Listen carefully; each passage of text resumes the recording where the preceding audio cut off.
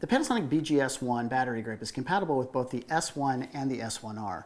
Let's show you some of the features of the grip and also show you how to use the menu system so that you can control which battery is used first, either the one that's in the camera body or the one that's in the grip. So first, you're going to need to take this off. This covers the pins to make sure they don't get damaged. Second, because the camera is weather sealed, there's a gasket over the contact points here. We need to remove the gasket. Obviously now the camera's not weather sealed, but once we mount it to the battery grip, it'll be sealed again.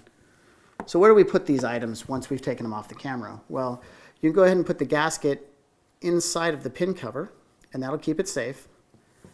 And then in the battery grip, we give you a place to store it. So you just click it right in place, and now it's stored. Now let's go ahead and mount the grip. So you're just going to align it for the tripod mount. We turn this wheel, and that'll tighten it onto the camera.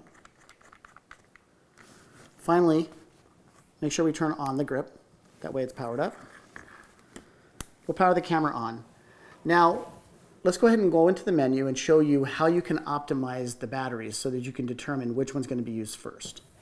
So first we go into the camera's menu. From here, we need to be into the spanners or the wrench. And from this point, we're in the in and out menu, which is the one that looks like a Wi-Fi setting. From here it says battery grip, and right now it says BG, which means the battery grip is going to be used first. If we select body, what that means is we're going to use the battery in the body first, and then it'll start using the one in the grip.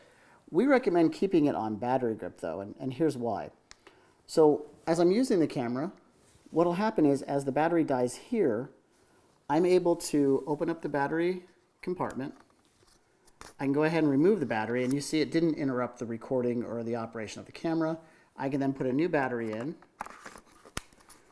and then the camera will switch back over to the battery grip. And that's the new battery grip for the S1 and S1R.